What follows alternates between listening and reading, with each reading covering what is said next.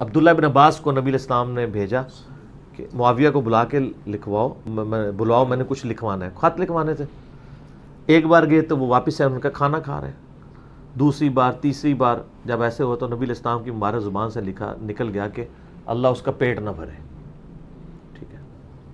یہی وہ حدیث ہے جو امام نسائی نے شام میں سنائی تھی تو ان کو شہید کر دیا گیا تھا کہ تم کہتے ہو خصائص علی لکھی ہے تو امیر شام کی بھی کوئی فضیلت بیان کرو، ان کا یہ لو پھر فضیلت سن لو، ٹھیک ہے، اگر سننی ہے۔ پہلے تو انہوں نے بڑا کہا کہ یار ان کی فضیلت کوئی نہیں ہے، اگر سننی ہے تو تم سے ہضم نہیں ہونی، تو انہوں نے یہ حدیث سنائی۔ اچھا، اس حدیث سے نا وہ کہتے ہیں نہیں جی یہ تو دعا دی ہے ان کو، آپ کو سمجھ ہی نہیں آیا، کیونکہ کہتے ہیں امام مسلم اس کے ساتھ حدیث لے کے ہیں کہ اے اللہ اگر میں کسی کے لیے ایسے کلمات بولوں، میں بھی ایک انسان ہوں، میں بھی بعض اوقات ایسی زبان سے بات نکل جاتی ہے انسان ہونے کے ناطے، تو اگر میں کسی کے لیے ایسے کلمات نکال دوں اور وہ اس کا اہل نہ ہو، پوائنٹ ٹو بی نوٹڈ، تو میری اس بددعا کو اس کے لیے دعا بنا دینا۔ یہ وہ اس کا اہل نہ ہو، یعنی مراد کیا کہ اگر وہ بددعا کا اہل ہو تو پھر بددعا ہی رکھنا، یہی مطلب ہوا نا۔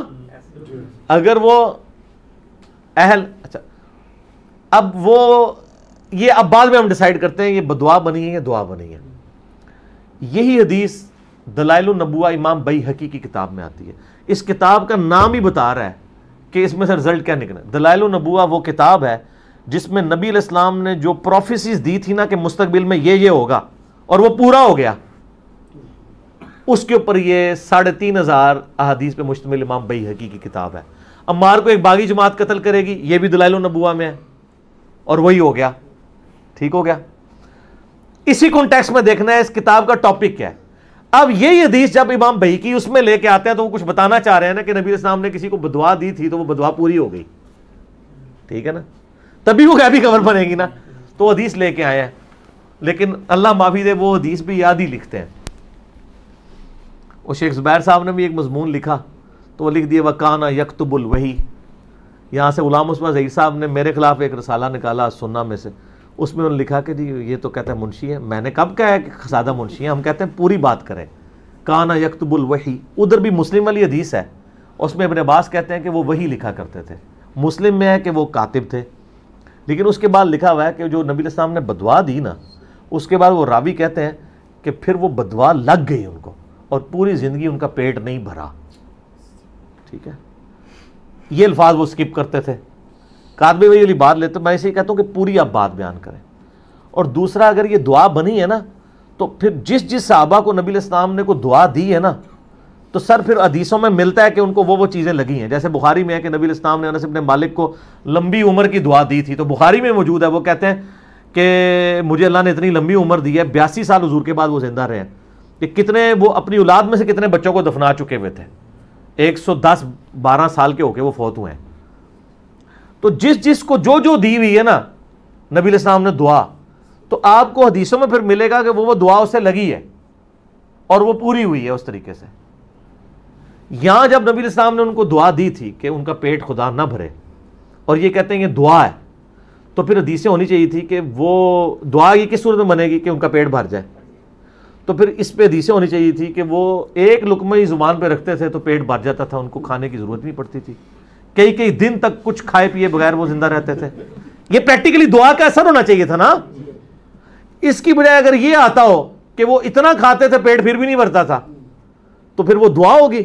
ایک بندہ کھائے اس کا پیٹ نہ بھرے تو وہ ذرا اپنے بزرگوں سے علماء سے پوچھ لیں آپ وہ کیا ہے۔ اگر دوسری والی بات موجود ہے تو آپ وہ بتا دیں۔ بلکہ الاوائل کتاب ہے امام ابن ابی عاصم کی، اس کتاب کا نام یہ ہے کہ دنیا میں پہلے کام کون کون سے ہوئے۔ یہ جو حدیث ہے سب سے پہلے اللہ نے قلم کو پیدا کیا، یہ وہ حدیث لے کے آئے ہیں۔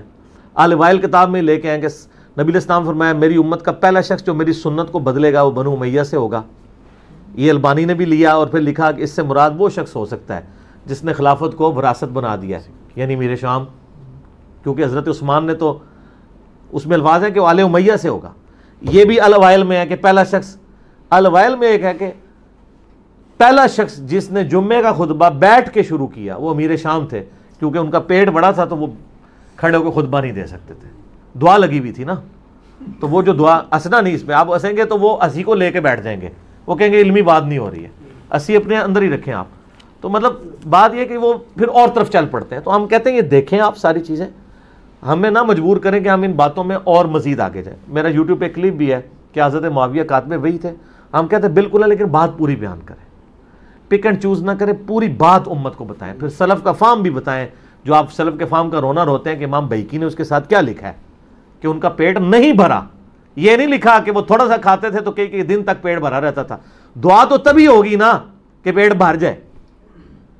پیٹ نہ بھرنا کسی کا اگر یہ دعا ہے تو وہ کہتے ہیں، وہ اس میں خود بھی مانتے ہیں کہ وہ جو پھر کہتے ہیں وہ بلکہ یہاں پہ وہ جو ایک مفتی صاحب بریلویوں کے گزرے ہیں جنہوں نے جال حق لکھی ہے نام لیے بغیر، گجرات کے، انہوں نے ایک دفاع پہ میرے شام کی کتاب لکھی ہے. اس میں وہ لکھتے ہیں کہ جو ابن باز 3 دفعہ گئے ہیں نا، ہو سکتا ہے امیر شام کو بتایا ہی نہ ہو اور باروں بار سے ہو کے آگے ہوں. اس لیول تک ڈیفینڈ کرتے ہیں. تو پہلے تو میں ان کو الزامی جواب یہ دوں گا کہ وہ تہاڈا منڈا نہیں سی. ابن عباس جڑا ہے نبی علیہ السلام دا کزن سی، جس کے بارے میں بخاری میں حدیث ہے اسے قرآن کا علم عطا فرما. ٹھیک ہے نا، سیاڑا بیڑا بندہ سی. اور بڑے بڑے صاحب حضرت عمر کے قریب نہیں ہوتے تھے، وہ قریب بیٹھتے تھے علم کی وجہ سے. دوسری بات، آپ نے امیر شام کو بچانے کی خاطر نبی علیہ السلام کو تختہ مشق بنا دیا کہ آپ علیہ السلام نے تحقیق ہی نہیں کیا کہ ابن عباس نے پیغام بھی میرا دیا یا نہیں دیا. یہ تو کفر میں چلی جاتی ہے بات.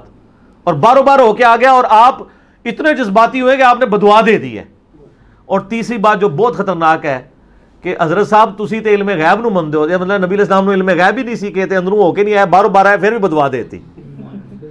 سب سے بڑا پوائنٹ ان کے لیے یہ ہے. یہ تو کہتے ہیں نبی علیہ السلام کو علم غیب ہے.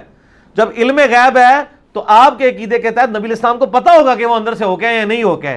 اور اگر آپ اس کے باوجود نبی علیہ السلام پہ جھوٹ باندھ رہے ہیں تو سر آپ امیر شام کو بچاتے بچاتے اپنا ایمان ہی گوا بیٹھے. اور میں نے یہی دیکھا ہے جو ان کا جھوٹا دفاع کرتا ہے نا وہ ایمان سے چلا جاتا ہے. کیوں چلا جاتا ہے؟ اس لیے کہ صحیح مسلم میں حدیث ہے 240 نمبر حدیث کہ نبی علیہ السلام نے، مولا علی کہتے ہیں کہ نبی امی نے مجھ سے یہ عہد لیا تھا کہ اے علی، اس ذات کی قسم، نبی علیہ السلام نے کی حدیث بیان کرنے سے وہ کہتے ہیں اس ذات کی قسم جس نے اناج کو، دانے کو پھاڑ کے نباتات اگائے اور مخلوقات کو پیدا کیا، نبی امی نے مجھ سے یہ عہد لیا تھا کہ اے علی، تجھ سے محبت نہیں رکھے گا مگر مؤمن، تجھ سے بغض نہیں رکھے گا مگر منافق. تو سر جو جھوٹا دفاع کرے گا ایمان سے خارج ہوگا. سچا دفاع ہم کرتے ہیں کہ ہم ان کے کلمے کا احترام کرتے ہیں، انہیں مسلمان سمجھتے ہیں. ٹھیک ہے جی، ہم ان کو منافق اور کافر نہیں کہتے. اور شیعہ کا بھی یہ موقف ہے. اس کی وجہ یہ ہے کہ اگر شیعہ کہتے ہیں کہ اگر ہم ان کو کافر کہہ دیں نا تو ہمارا مقدمہ ہی ختم ہو جائے گا. وہ کہتے ہیں ہم یزید کو بھی کافر نہیں کہتے. کیوں جی؟ اسی طرح نا شیعہ کے ہاں وہ کہتے ہیں اگر ہم کہتے ہیں کافروں نے مارا تو ہمارا تو رونا پیٹنا ہی بند ہو جائے گا، کیونکہ ہمارا تو غم ہی یہی ہے کہ مسلمانوں نے مارا ہے. ٹھیک ہے نا جی. باقی قانونی مسلمان، حقیقی مسلمان، اس کا فیصلہ اللہ کے پاس رہنے دیں. کوئی فیصلہ نہ کریں آپ اس طرح کا کہ جس کی وجہ سے آپ کے لیے مصیبت کھڑی ہو جائے. ٹھیک ہو گیا جی.